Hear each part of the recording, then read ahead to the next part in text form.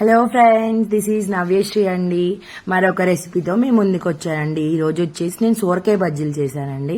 ఇవి చాలా టేస్టీగా క్రిస్పీగా చాలా టేస్ట్ ఉంటాయండి. చాలా మంది సోరకాయ అంటే ఇష్టపడరు కదండి. వాళ్ళ లాంటి వాళ్ళ కోసం ఈ విధంగా మనం బజ్జీలు చేసి పెడితే వాళ్ళు చాలా ఇష్టంగా తింటారండి. ఎలా చేయాలో ఏంటనేది మనం ప్రాసెస్ లోకి వెళ్దాం పదండి.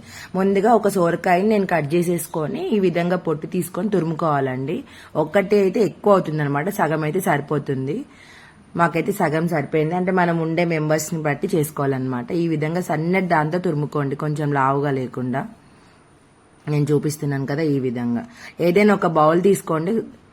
అండ్ దీంట్లో వచ్చేసి పచ్చిమిర్చిలు ఒక 9 వేసానండి. జీలకర్ర, ఉప్పు వేసి గ్రైండర్ పట్టండి. మరీ మెత్తగా కాకుండా మీడియంగా పట్టుకోండి.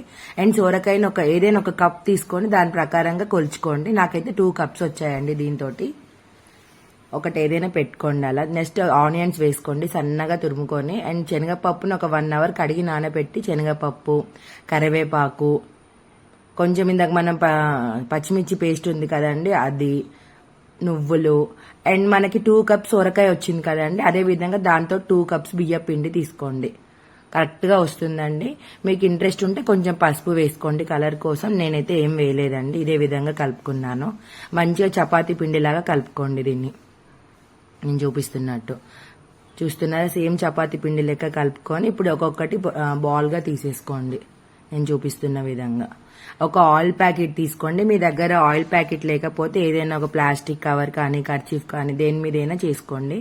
ఈ విధంగా లైట్ కింద వాటర్ అప్లై చేసేసి ఈ విధంగా రౌండ్ గా హోల్ పెట్టి చేసేసుకోండి. చాలా టేస్ట్ ఉంటాయి. పిల్లలు అయితే చాలా ఇష్టంగా తింటారండి.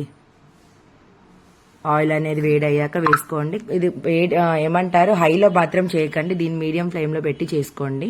అన్ని ఇదే విధంగా చేసేసుకోండి. చాలా టేస్ట్ ఉంటుందండి. మన పంటికి కొంచెం ఆ శనగపప్పు, ఉల్లిగడ్డలు అంటే తాకుతూ ఉంటే చాలా బాగుంటుంది అనమాట టేస్ట్. తప్పకుండా ట్రై చేయండి. ఎలా వచ్చిందో నాకు కామెంట్ చేయండి. ఇంకొకటి ఫ్రెండ్స్, ఇట్లా గోల్డ్ కలర్ వచ్చాకనే తిప్పుకోండి. ముందే తిప్పడం వల్ల ఏంటంటే గ్యార అనేది విరిగిపోతుంది అనమాట. సో ఇట్లా గోల్డ్ కలర్ వచ్చాక చిన్నగా ఒక్కొక్కటి ఈ విధంగా తిప్పేసుకోండి. మొత్తం కంప్లీట్ గోల్డ్లోకి వచ్చాక టర్న్ ఆఫ్ చేసుకోండి. చాలా టేస్టీగా క్రిస్పీగా ఉంటాయి. కొంచెం గోల్డ్ కాకముందే మనం తీసేస్తే ఏంటంటే క్రిస్పీగా ఉండదు అనమాట. నేను చూపిస్తున్నాను కదా, ఈ విధంగా చేసేసుకోండి. అన్నీ ఇంతే అండి, ఇదే విధంగా చేసేసుకోండి.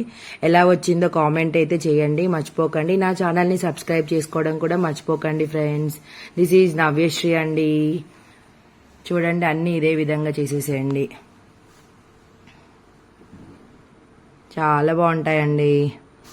చూడండి, మీకు చూపిస్తున్నాను కదా ఎలా ఉన్నాయో. ఓకేనండి, బాయ్.